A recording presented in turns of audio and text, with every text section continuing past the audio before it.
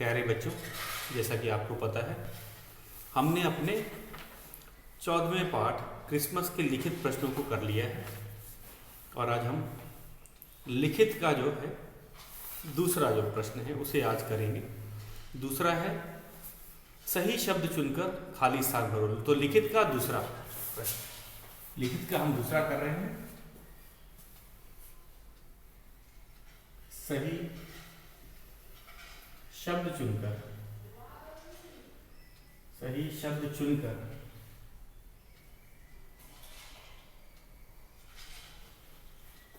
खाली स्थान भरो, खाली स्थान भरो।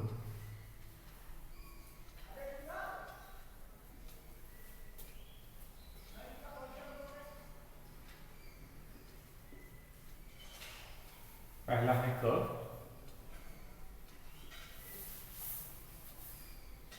और कौन कौन से शब्द हैं एक बार मैं उसको बता देता हूं और हम उसके उत्तर ही आज लिखवाएंगे। मैं रोज सुबह प्रभु से रिक्तस्थान करता हूं। हमें कौन कौन से शब्द दिए गए मैं उसको एक बार पढ़ के दे देता हूं। पहला शब्द हमें दिया है आशीर्वाद, दूसरा है शुभ कामना, हमारा जो तीसरा शब्द है वह है स्वागत, चौथा है आयोजन और पांचवा शब्द है प्रार्थना। तो हमारा पहला जो वाक्य है, मैं रोज सुबह प्रभु से रिक्त स्थान करता हूं। तो यहां रिक्त स्थान में पहला होगा प्रार्थना। तो क का मैं उत्तर लिख रहा हूं प्रार्थना। दूसरा है हमारा ग, माता पिता अपने बच्चों को हमेशा रिक्त स्थान देते हैं। यहां पे दूसरा है आशीर्वाद, आशीर्वाद।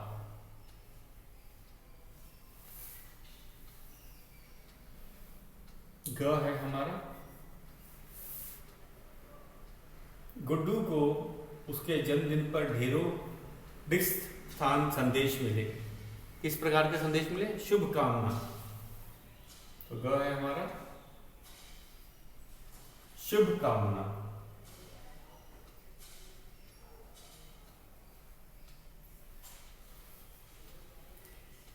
उसके बाद हम चलते हैं घ। घ है हमारा उसने अपने जन्मदिन पर नृत्य कार्यक्रम का रिक्त स्थान किया। आयोजन होता है, नृत्य कार्यक्रम का आयोजन किया। उसने अपने जन्मदिन पर नृत्य कार्यक्रम का आयोजन किया।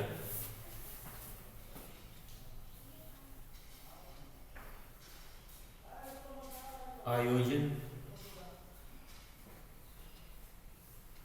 किया। अगला है बच्चों ने फूल मालाओं से अतिथियों का रिक्त स्थान किया। तो इसमें होगा स्वागत। बच्चों ने फूल मालाओं से अतिथियों का स्वागत किया। पांचवा शब्द हमारा है स्वागत।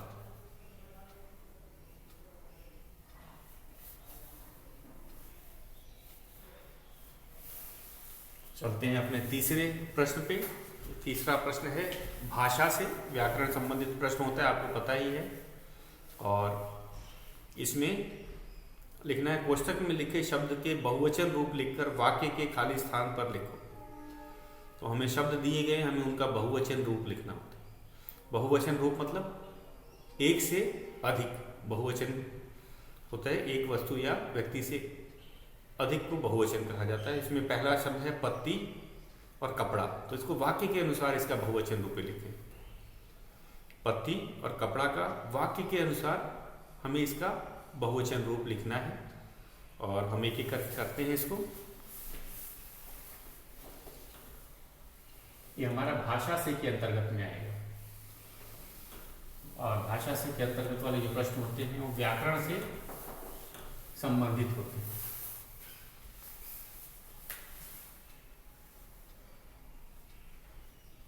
भाषा से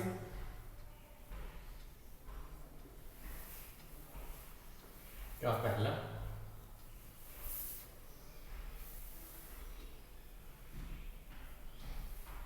कोष्ठक में लिखे शब्द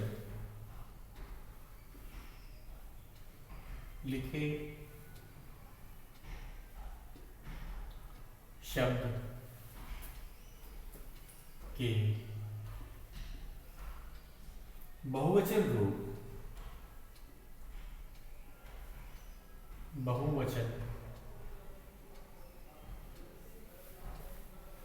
रूप लिखकर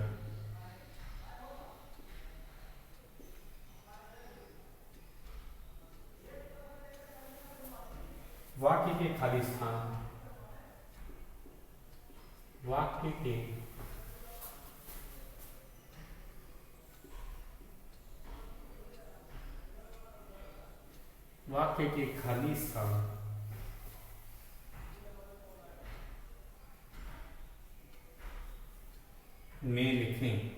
में लिखो।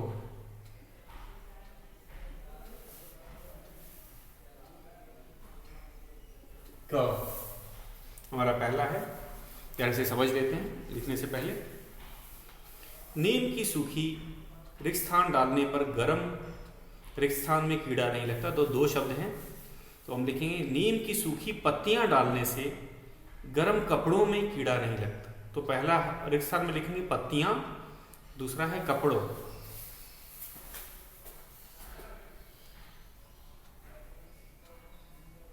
पत्तियां और हमारा दूसरा है कपड़ों।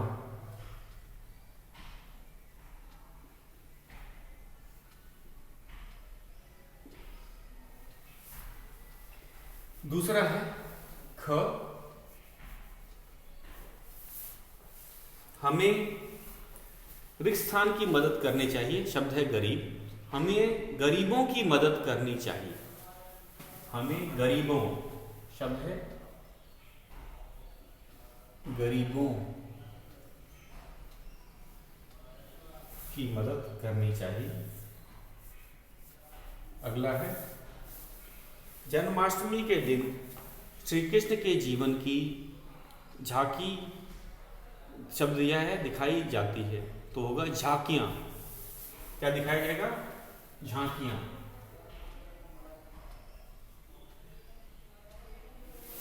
ये हमारा ग भाग है, गरीबों के बाद में ग था। झांकियां,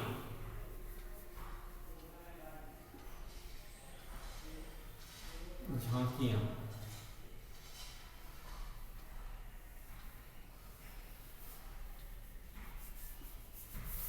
झांकियां दिखाई जाती है।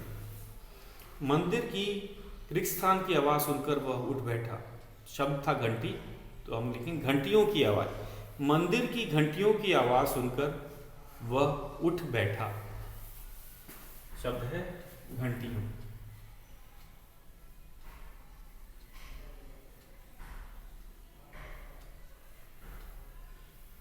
घंटियों की आवाज सुनकर वह उठ बैठा। और अगला पांचवा जो आखिरी है, राजा दशरथ की 3 रिक्तस्थान थी, पत्नी दे रखा है। पत्नी एक वचन है, इसका बहुवचन क्या होगा इस वाक्य में? राजा दशरथ की 3 पत्नियां थी। पत्नियां,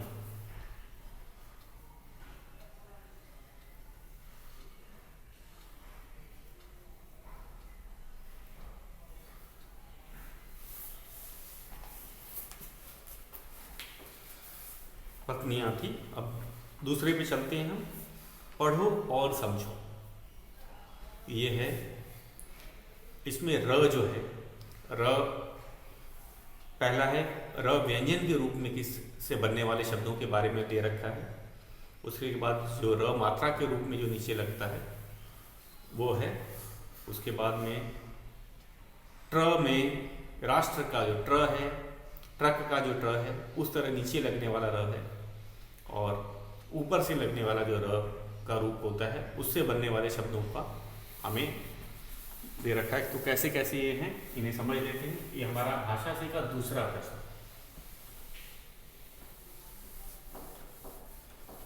भाषा से का दूसरा प्रश्न है, इसको पहले समझ लेते हैं फिर देखेंगे।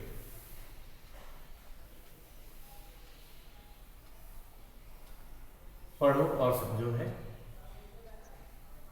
पढ़ो और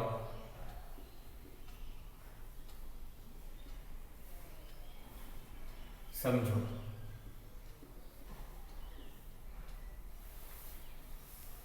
क भाग, इसमें हमें पहले र व्यंजन से बनने वाले शब्द हैं, उसके बाद जो मात्रा के रूप में र लगता है, इसका उदाहरण में देता हूं। जैसे र है राम,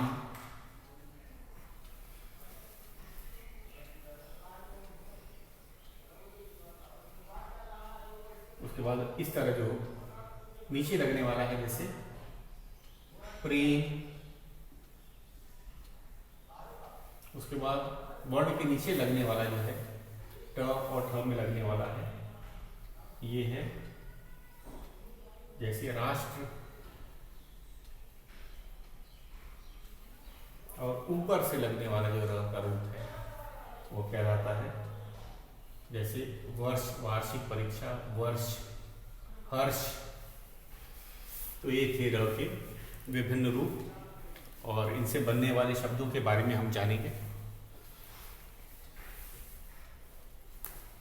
तो आपने ध्यान दिया होगा, जो शब्द जो र नीचे लगता है किसी वर्ण को, उसका उच्चारण बाद में आता है, ये पहचान होनी चाहिए। जिस वर्ण के नीचे लगता है, जैसे प्रेम, प के बाद में र का हम उच्चारण कर रहे हैं, पे के बाद में हमने र का उच्चारण किया है, लेकिन इसमें ये भी ट के बाद में इसका उच्चारण है। राष्ट्र, राष्ट्र ट के बाद में र का आता है,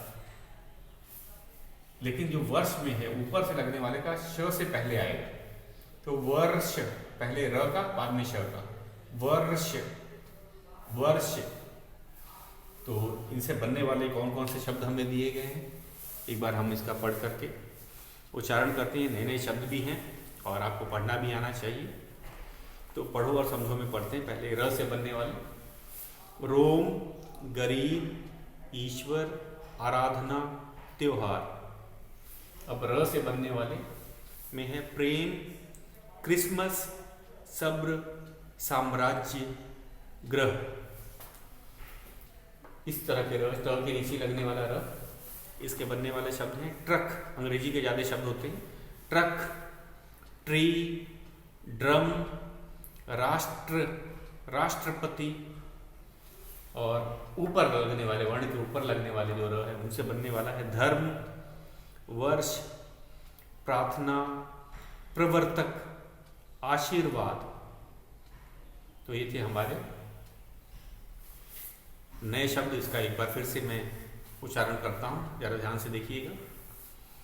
रोम, गरीब, ईश्वर, आराधना, त्योहार, प्रेम, क्रिसमस, सब्र, साम्राज्य, ग्रह। ट्रक, ट्री, ड्रम, राष्ट्र, राष्ट्रपति, धर्म, वर्ष, प्रार्थना, प्रवर्तक, आशीर्वाद। अब इसका ख भाग इन्हें करते हैं। कैसे नए शब्द का निर्माण होता है, दो शब्दों के मिलने से, मेल से बनने वाले कौन कौन से शब्द हैं, इनको हम लिख करके समझते हैं। जैसे है इसका ख भाग है जन, लोगों को जन कहा जाता है। जमा, जो प्लस का निशान है इसे जमा या धन कहते हैं। गणना, शब्द बना जनगणना।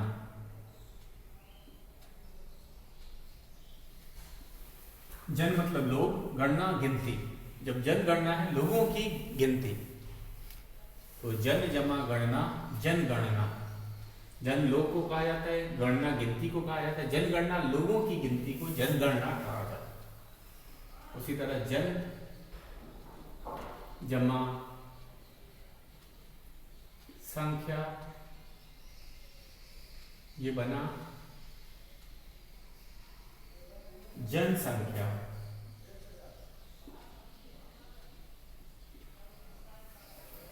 तो जन जमा संख्या, जनसंख्या, जन लोगों की संख्या, जनसंख्या किसी देश की लोगों की संख्या जनसंख्या कहलाती है। उसीलिए जन जमा मत, जनमत।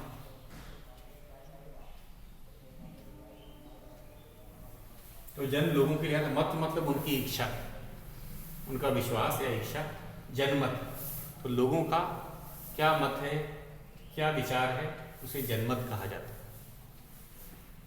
उसी तरह जन जमा तंत्र,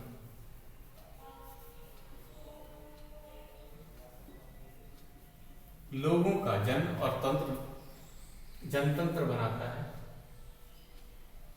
जनतंत्र। तो भारत में जनतंत्र है, लोग अपने ऊपर शासन करने वाले को स्वयं चुनते हैं, वो जनतंत्र कहलाता है। और आज हमारा अगला प्रश्न है, नीचे लिखे वाक्यों को पढ़ो और रेखांकित शब्दों को सही शीर्षक के नीचे लिखो।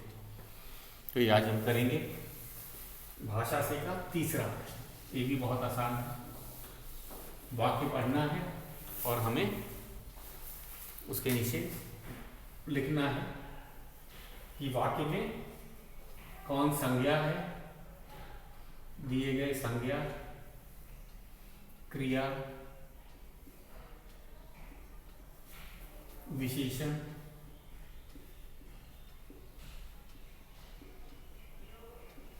और सर्वनाम शब्दों को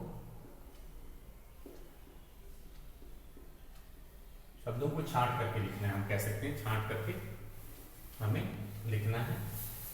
तो पहला वाला है, उन्हें किसी सराय में जगह न मिली। उन्हें किसी सराय में जगह न मिली, ये हमारा वाक्य था।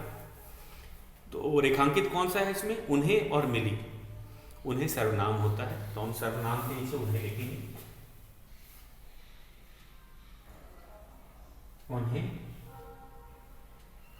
और मिली क्रिया है, वाक्य के अंत में आती है, एक क्रिया की निशानी है, पहचान है। तो मिली हमने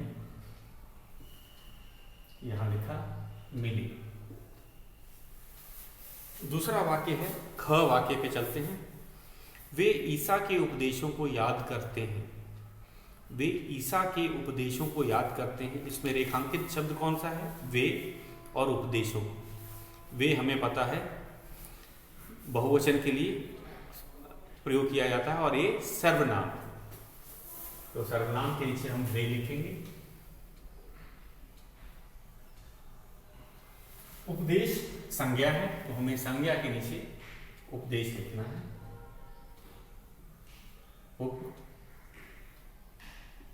उपदेशों। ग है, एक गरीब यहूदी बढ़ई अपनी पत्नी मेरी के साथ बैतलेहम आया। इस वाक्य में कौन कौन से शब्द हैं, गरीब, अपनी, पत्नी, बैतलेहम। तो गरीब है विशेषण, क्योंकि ये यहूदी की विशेषता बता रहा है, तो गरीब हो गया विशेषण। गरीब, अपनी, ये सर्वनाम है, अपनी। पत्नी संज्ञा है,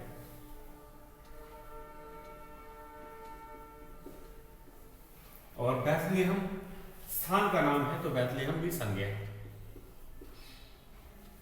बैतलेहम ये संज्ञा है, क्योंकि किसी जगह का नाम, स्थान का नाम, वो भी संज्ञा ही होता है। अगला है, वे एक अस्पताल में ठहरे। तो वे सर्वनाम है, एक विशेषण है। अस्तबल की विशेषता बता रहा है कि वह एक है। अस्तबल जगह है, अस्तबल संज्ञा में आ गया। बाजारों में खूब रौनक होती है। बाजारों में खूब रौनक होती है, तो बाजार भी स्थान है। बाजारों, खूब क्या है, वो विशेषण है। होती है क्रिया है, होती है क्रिया है, होती है। और उससे पहले ठहर गए था अस्वल में, वे एक अस्वल में ठहर गए, ठहर यानी भी क्रिया है, ठहर गए, ये भी एक क्रिया है। तो हमने ऐसे अलग अलग करके इनको छांट करके लिख दिया है। कल हम अपना 5वां भाषा से का चौथा प्रश्न करेंगे। आज के लिए बस इतना ही।